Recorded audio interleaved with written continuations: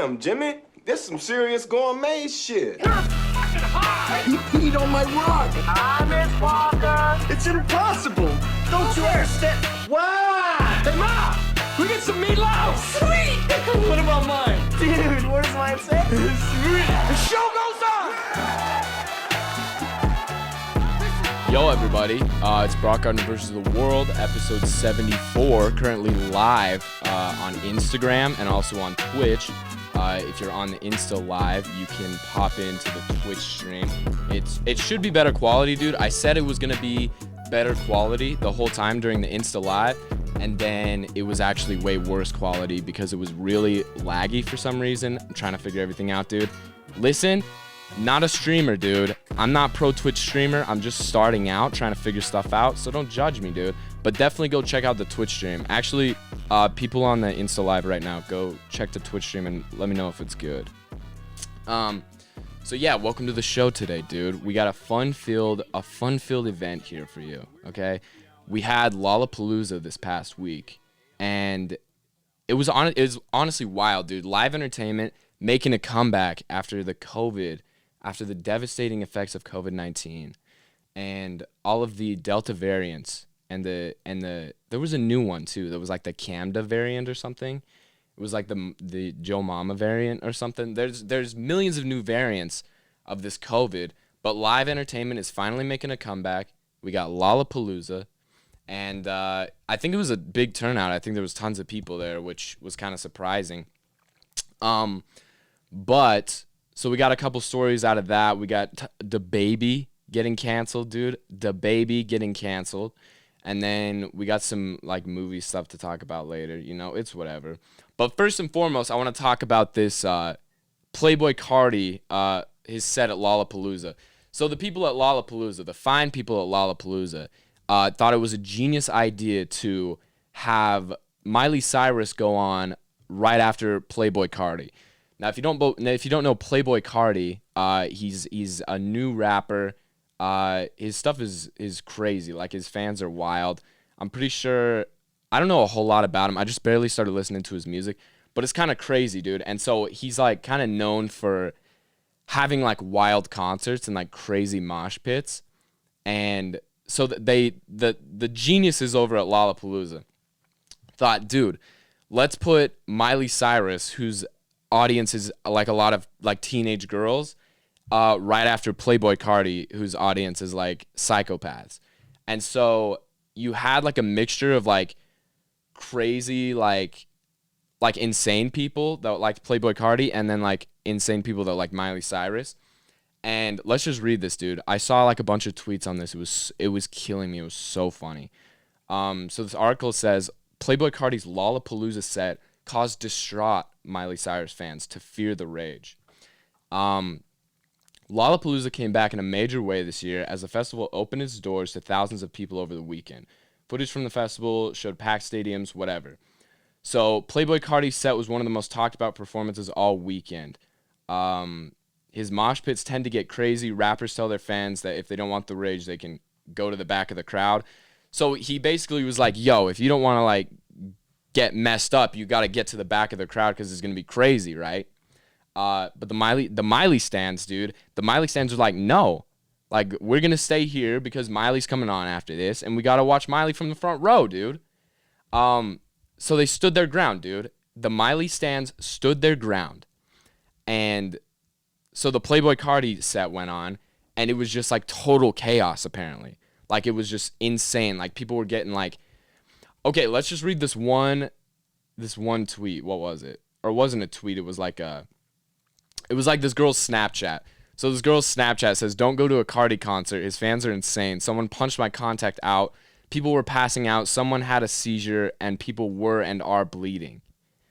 And it's not really funny, but it's actually it's kind of funny. So it's just a ton of like, there's videos of like tons of just teenage girls like leaving the stadium like bleeding and crying, which is not that funny, but it's just funny that they like tried to stand their ground and they just got pummeled. It makes me laugh a little bit. It makes me laugh just a little bit. So then there was these texts that was like, where's the text at? Oh yeah, so there's these texts from this guy that was there, and he was like, "Yo, let me find them, dude." Okay, so these are the texts. He's like, "Yes, Miley went on after them, so there was tons of 4'11" white girls that had no clue what was coming. I tried to warn them, and they were like, yeah, it was awful." That's funny, dude. So everybody was like crying and bleeding. That's sad, honestly. That's kind of sad. But I just thought that was kind of crazy, dude. So if you're a Miley stan and you're going to a Carti concert, just, chillax. Dude, I'm so nervous. Can I be honest? This makes me so nervous to do this live for no reason. I have no clue why. I've interviewed so many people, but for some reason when it's live, I just get so freaking scared. So just bear with me for a second, dude. Bear with me for a couple weeks before I get used to this. Yeah, also if you're on an Insta stream, go check out the Twitch stream. It's in my bio.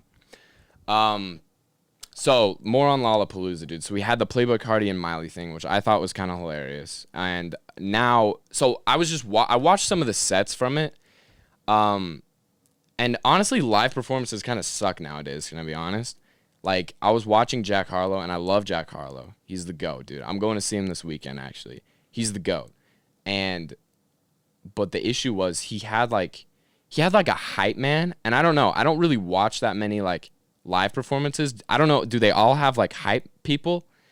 So he was, like, rapping or whatever, and it was not like a hype man. It was a hype girl. Not being sexist, but it was a hype girl. And so he'd be like, "Yeah, I'm Jack Harlow." And she'd be like, yeah, Jack Harlow in the building." And I was just like, that just throws me off, dude. Like, is that really hype? Like, is that supposed to make me get stoked for this performance? It's honestly kind of annoying. It's kind of like a letdown. It like made the experience worse for me.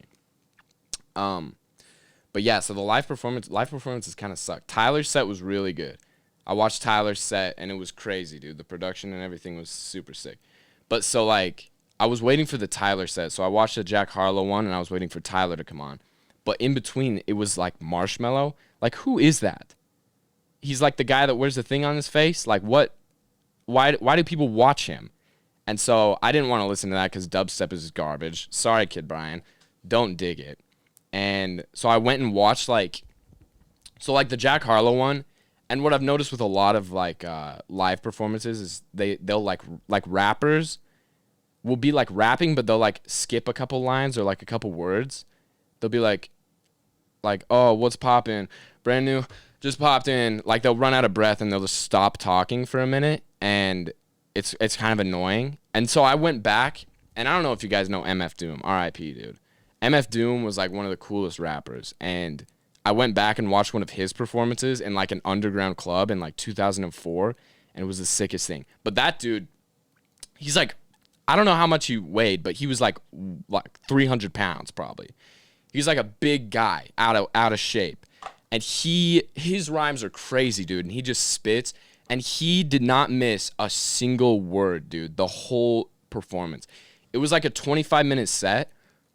But it wasn't like these other rappers where they're like, do a song, and then they'll, like, stop for a second and be like, "Yo, how you doing tonight, Chicago? Yeah, like, I was at the airport." Like, no, dude. He would rap a song, and then it would instantly transition into another song, and he'd just keep going. So he basically rapped for, like, 20 minutes straight, and he's, like, a big fat guy, and he didn't miss one single word in any of the songs. It was the craziest thing I've ever seen, dude. And he didn't have a hype man. He didn't have fire freaking coming out. Like, these live performances, I feel like, are trying to be too flashy for no reason. Like, they got, like, fire and confetti, like, fireworks. They got, like, dude, another thing, dude, with the live performances, they've got, like, 30 people on stage. Like, who are these people? Who are these people? There should be, like, one, maybe two people on the stage while you're performing. Like, who are these 50 other people on the stage that are just, like, have their cell phones and are just, like, vibing? Like, what is that? Who are these guys? Where do they come from? Where do they fit in? Like, people just come up with, like, 30 people on stage. What's the point? And Doom was just up there, dude. He was just spitting, dude. I highly suggest you go watch that. If you're, like, a fan of rap, go check out any of MF Doom's, like, live performances. I don't remember which one specifically I watched, but it was just crazy, dude. It was crazy. And another thing, just while we're talking about MF Doom, it's kind of cool. They they named the street that he grew up after him. It's like MF Doom Way or something. They just revealed that. Had like kind of a celebration for Doom since he just passed, which was kind of cool. But anyways, so yeah, we got the hype man, and then we got 30 other people on the stage, and we got fireworks. The only thing I didn't really see was like some good rapping. Like it really was subpar on the Lollapalooza sets, and I didn't watch all of them. I only watched a couple, but from what I saw, it was like kind of lackluster.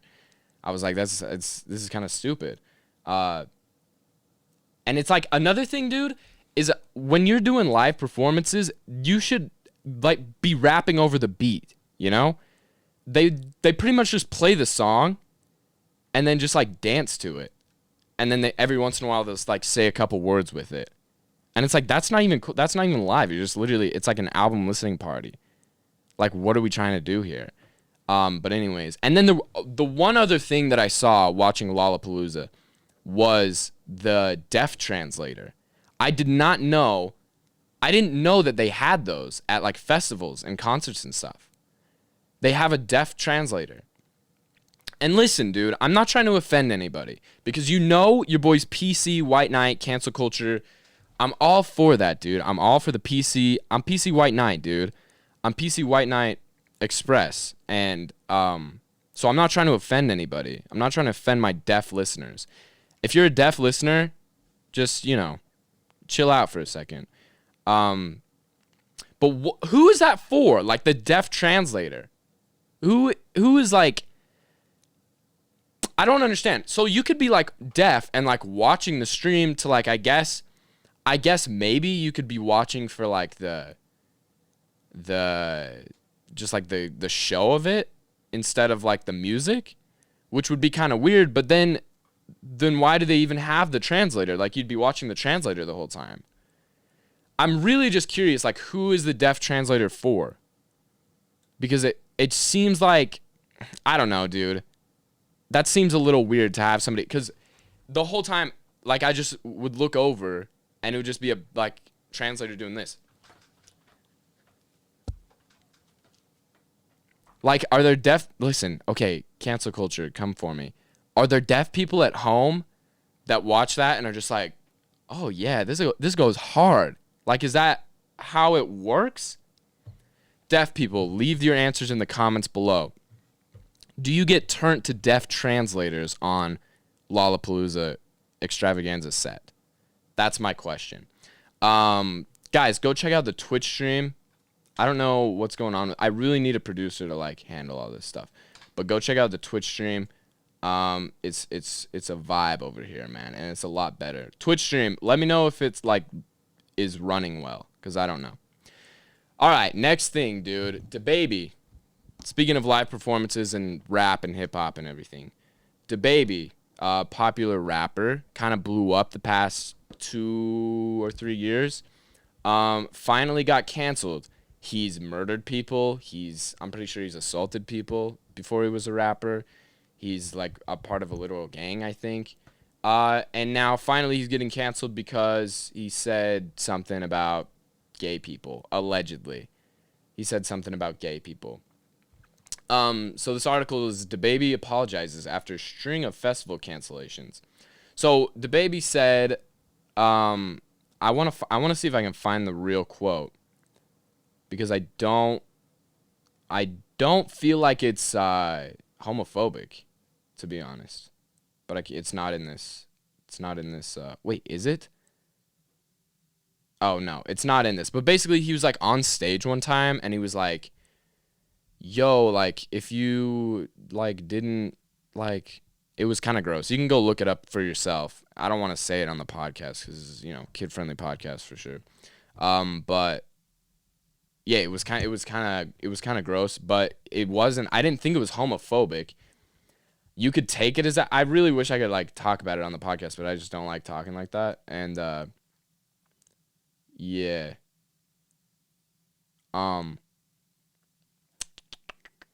Yeah, so he said something on stage that people took as homophobic. and he is now getting dropped from like every single festival. He's been dropped from like I saw a ton of festivals. Governor's Ball cut him out. Lollapalooza cut him out. Day in Vegas. I was supposed to see him in Day in Vegas. They dropped him and replaced him with Roddy Ricch. Roddy Ricch had one good song. What's the deal with that? But yeah. So I guess I don't know. How do you cancel? I don't even want to speak on this, dude. I don't even want to speak on this. But he's supposed to. Here's the thing, dude. He's supposed to be performing this weekend at the festival that I'm going to. I'm talking about DaBaby right now. He's supposed to be performing at the Hive Festival in Salt Lake on Saturday, but he's getting dropped from all these festivals. Hive hasn't announced that they dropped him, but I wouldn't be surprised if they did. But even if they didn't, like, is he just gonna go up there like while his career is just falling apart and he's gonna be like, "Yo, yeah, Packing the Mail's gone"? Like, I just don't see that going down. You know what I'm saying? Yeah. So drop your thoughts on all that. We're talking about live performances. We're talking about DaBaby getting canceled. Dude, so here's the thing. I was looking at like movies coming out soon, and the Suicide Squad movie. First of all, that movie just came out of nowhere. Like, I didn't hear anything about that movie, and all of a sudden I saw a trailer for it like in theaters the other day, and I was like, what? Like, where did this come from? It's directed by James Gunn, who did Guardians of the Galaxy, which is pretty exciting because that movie rips. And that's kind of what the first Suicide Squad was trying to be. Like, they were trying to do the whole James Gunn, like, old music and, like, flashy, like, titles and stuff, and trying to be, like, a lighthearted, like, kind of comedy. And it just did not hit. The first Suicide Squad was stupid. So it's kind of ironic that he actually directed this new one. It's, like, kind of crazy. So, yeah, and so I was looking at it, because I was, like, seeing what it's all about. And, dude, it's rated R. It's an R-rated Suicide Squad. I did not know that until yesterday, which is kind of crazy. So I look at here's how I gauge movies, because I just like violent movies, dude. I don't know why. So here's how I gauge movies. I go to the movie IMDb Parents Guide, and I scroll down to the violence, and if it's red, then you know it's going to be probably a good movie. And so that's how I gauge it. And so I went and, dude, apparently, so this is going to be like a super violent, like, adult Suicide Squad, which is kind of sick. I'm kind of super stoked for it now. And a lot of the reviews, too, are, like, super good, which is crazy. It's at, like, 96% on Rotten Tomatoes right now, which is wild. More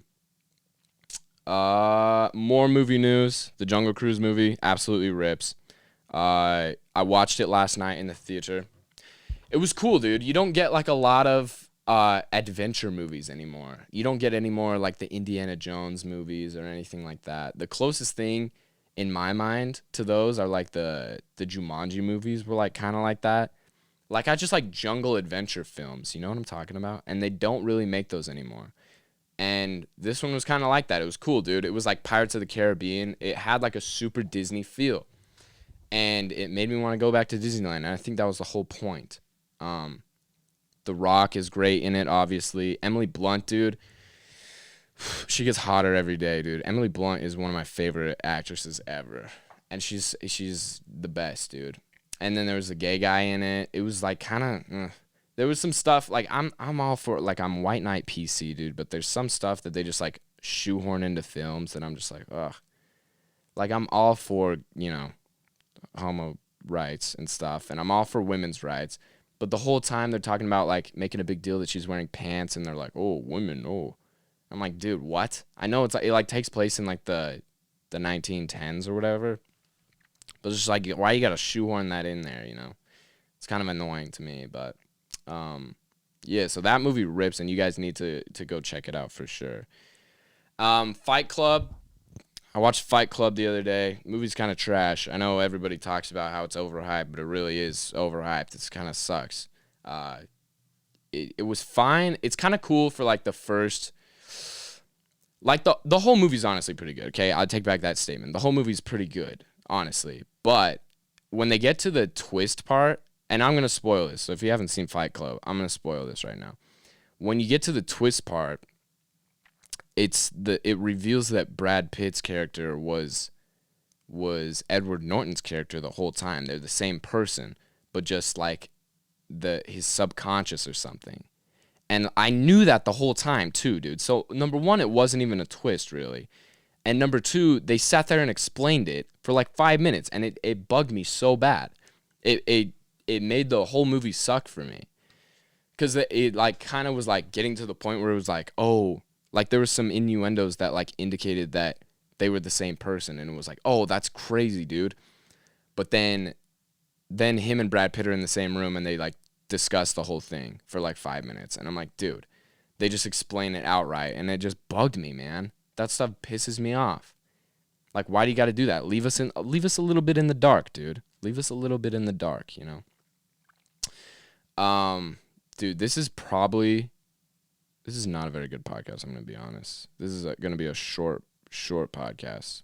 I thought I was prepped, dude, but also I stayed up till like 3 a.m. yesterday. The stars aligned for this to be a bad podcast, but whatever.